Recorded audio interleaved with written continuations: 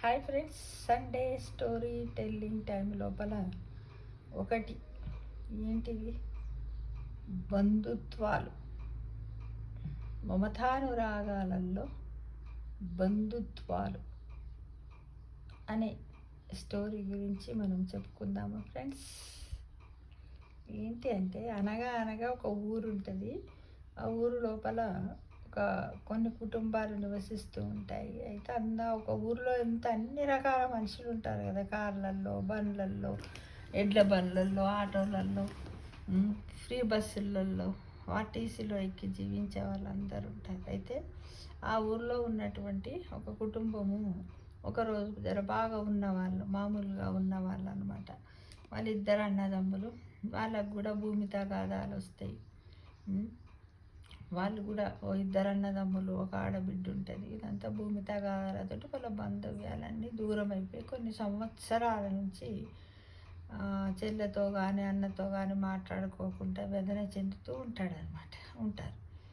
అయితే ఆ తర్వాత ఒకరు అట్టనే ఉంటారు. అప్పుడు చాలా రోజుల నుంచి మాటలు ఉండేవి, ఏముండేవి. ఇక కోర్టులో పోతారు, భూమి కావాలని, ఆస్తులు కావాలని, అన్ని విధంగా జరుగుతూనే ఉంటుంది ఫ్రెండ్స్.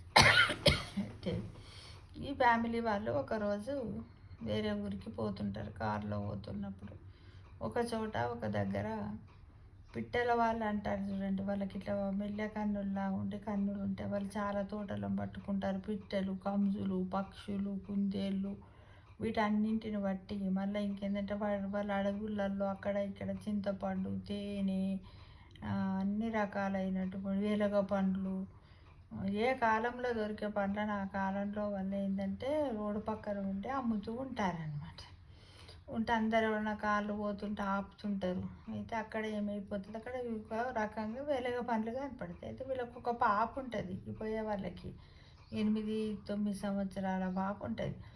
ఉంటే అది వింతగా చూస్తుంది. చూసి డాడీయా కాదు, ఏంటిది డాడీయా, ఆయన కావాలి అని అంటే, వెలగపండు రా, నువ్వు తినవు, నువ్వు ఎంత చెప్పినా వినవు అని అంటే, అవి ఏంటంటే సీజన్ ఫ్రూట్స్ అనమాట. ఆ వెలగపండు అనేటిది ఎప్పుడు కూడా ఏంటి, డిసెంబర్ నుంచి మార్చి వరకే దొరుకుతాయి ఫ్రెండ్స్. పుట్టప్పుడు మనకు దొరకవు. అయితే చాలా రేటు కూడా చాలానే ఉంటాయి. ఏదో ఇప్పుడు అరటి పండ్ల రేటు లాగా ఉండదు. ఎట్టుంటుంది అంటే పైన పెచ్చి గట్టిగా ఉంటుంది, లోపల గుజ్జులాగా ఉంటుంది అనమాట. ఎవరైనా తిన్నారా వెలగపండు గురించి తెలుసా?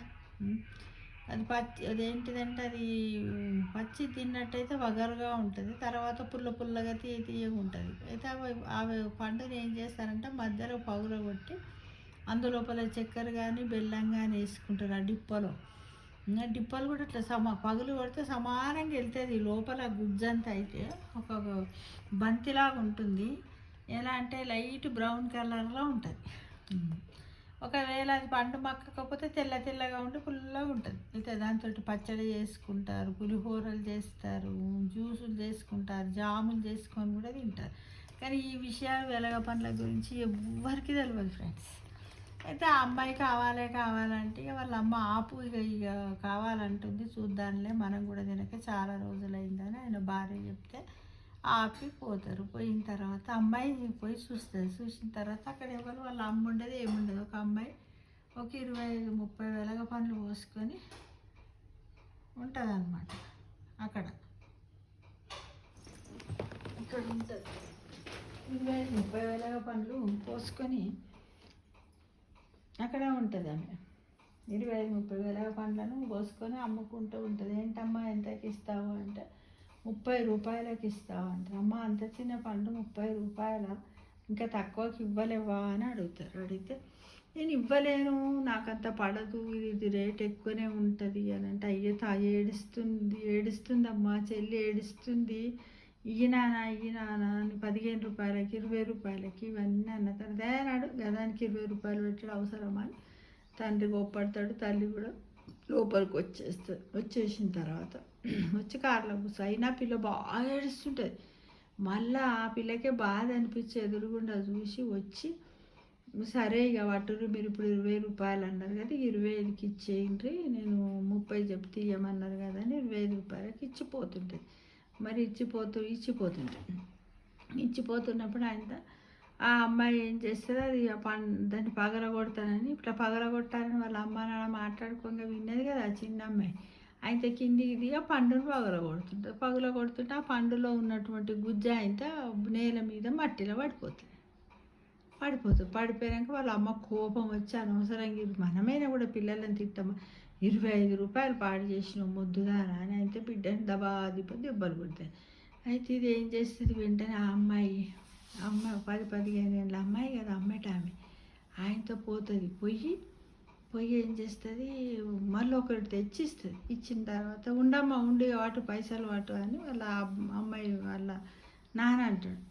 ఏమొద్దు సార్ అంటే ఎందుకు అని అంటే, ఏమొద్దు సార్ అంటది. అంటే తీసుకో అమ్మా తీసుకో అని ఆ పండుగ ఈ పండుగ రెండింటికి తీసుకుంటే నాకు వద్దటే, ఎందుకంటే నువ్వు మా చెల్లె అని అన్నారు కదా, మాకు కూడా ఇట్లాంటి చెల్లి ఉండే, మొన్ననే ఈ మధ్యలో చనిపోయింది. అప్పటి నుంచి మా అమ్మ, అంతకుముందు మా అమ్మనే అమ్మేది, కానీ ఇప్పుడేమో మా అమ్మకు వచ్చి కూర్చుంటలేదు, బాధపడుతుంది. మా ఇల్లు గడవాలంటే నేను ఇది అమ్మక తప్పదు, స్కూల్కి పోయేస్తా, సెలవు ఉన్న నాడు రోడ్డు పక్కన ఉండే అమ్ముతా అది ఇది అని చెప్తుంది. చెప్పిన తర్వాత అప్పటి వరకు వాళ్ళ అమ్మ ₹25 ఇయ్యనని ఆమె పిలిచిగా రాని పిలిచి ఆయనతో ఒక ఏం చేస్తే ఆమె దగ్గర ఏదో ఒక వస్తువు ఉంటుంది అనమాట, దాన్ని ఇస్తుంది. ఇచ్చి తీసుకో ఇది తీసుకో ఇవంటే, వద్దమ్మా వద్దు నాకేమొద్దంటే, లేదు నేను గిఫ్ట్ లాగిస్తున్నా, ఆమె చెల్లి అన్నప్పుడు నేను నీకు అమ్మను కాదా అని చెప్పి ఆయనతో ఆ పండ్లు ఆ బోటి ఇంకా ఏంటి ఆ బోటి కొన్ని వస్తువులు ఇస్తుంది ఆమెకి, తీసుకొని పోతుంది. పోయిన తర్వాత ఆయనతో అప్పుడు ఎందుకు ఇచ్చినవి అప్పుడేమి ఇయ్యనంటివి అని ఈయనంటారు. ఆయన ఇచ్చే పైసలను కూడా ఇయ్యంటది, ఆ పైసలు ఇవ్వమంటుంది, ఇంకోటి ఏదో ఇస్తుంది, ఇవన్నీ వేస్తుంది.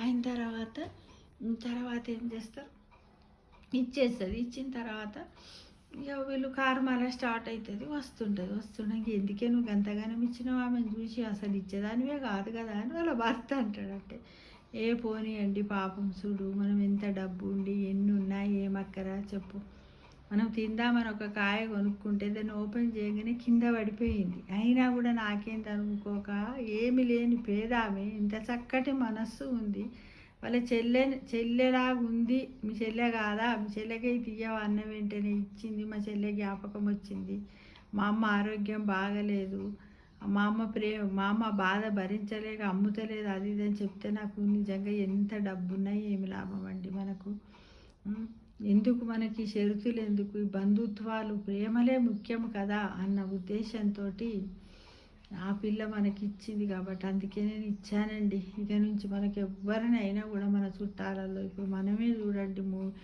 2-3 సంవత్సరాల నుంచి మన బంధువులతోటి బాధపడుతున్నాం కదండి, వాళ్ళు పోవడం, వాళ్ళతోటి మాట్లాడతలేము. అంతకుముందు వాళ్ళు మన ఇంటికి వస్తే మనం ఎంత చక్కగా, మనం వాళ్ళ ఇంటికి పోదు, వాళ్ళు మన ఇంటికి వస్తారు, మనం రకరకాల పిండి వంటలు అన్నీ చేసుకొని డిన్నర్లు లంచ్లు చేసి బాగా ఎంజాయ్ చేసి మానసిక ఉల్లాసాన్ని పొందేవాళ్ళం. ఈ మధ్యకాలంలో అసలు ఏమీ లేదు, మన ఇంటికి ఎవ్వరు వస్తలేరు, వచ్చే వాళ్ళంతా బంద్ అయిపోయారు, మనమే వండుకొని తింటున్నాం కదా, అందులో తృప్తి అస్సలే లేదండి.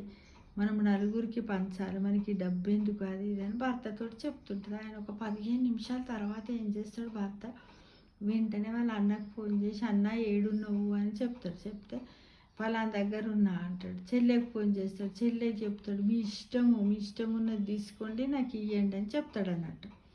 అట్లా వాళ్ళ అన్న చెల్లె ఒకటి, వాళ్ళిద్దరు కలిసి కోర్టుకు పోయింది. సరే మీరు తీసుకొని మీకు ఎంత ఉంటే గదే ఇవ్వండి, కానీ నాతోటి కలిసిమెలిసి ఉండండి, మీరు ఫలానా 3-4 రోజుల తర్వాత మా ఇంటికి లంచ్కి రండి అని పిలుస్తాడు. అంటే ఒక చిన్న పాప చేసినటువంటి ఒక సంఘటన వల్ల ఒక మనిషి యొక్క సైకలాజికల్ ఫీలింగ్స్ ఎలా మారి, చిన్న మాట కదా, అయ్యో మీ చెల్లెకై తీయవా, చెల్లి ఏడుస్తుంది తీయరాదురా అంటాం కదా మనము, అట్లానే అనే వరకు దాని మనసు ఎంత అంటే, ఒక చిన్న పిల్ల ఆలోచన, చిన్న పిల్ల మమకారము ఆప్యాయతలు ఒక కుటుంబ సమస్యని ఎలా చేసింది ఫ్రెండ్స్, కుటుంబ సమస్యను పరిష్కారం చేసింది చూడండి, సమస్య ఎలా పరిష్కారం అయిందో చూడండి, మనకి ఎంత ఉన్నాయి ఏమి లాభం చెప్పండి.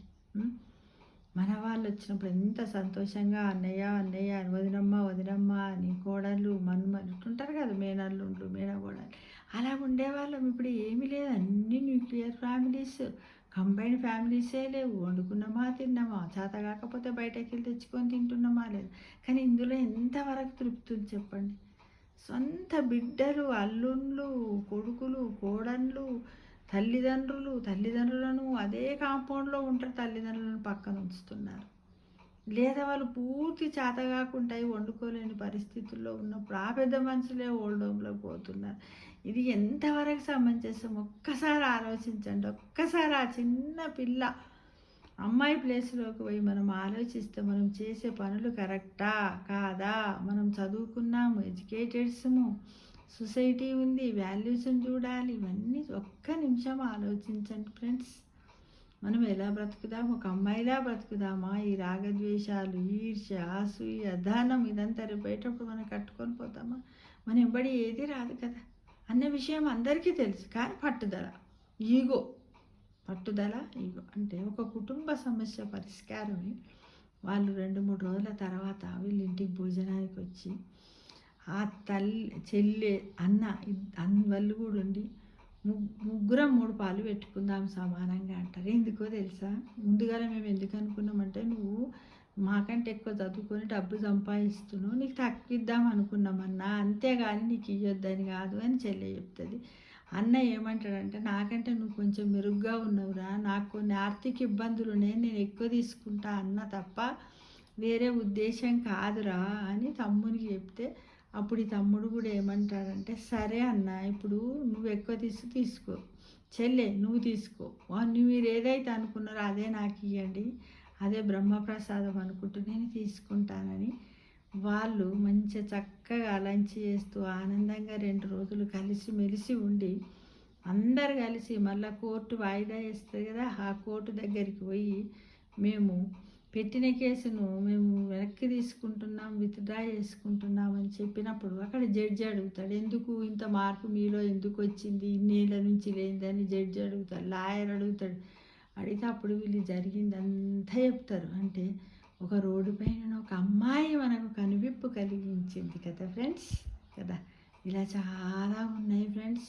అందరం కూడా ఇలా వాళ్ళలాగా మారాలని ఆశిస్తూ ప్రతి ఒక్కరిని కోరుతున్నాను. ఓకేనా ఫ్రెండ్స్? నచ్చితే ఒక లైక్ చేయండి ఫ్రెండ్స్.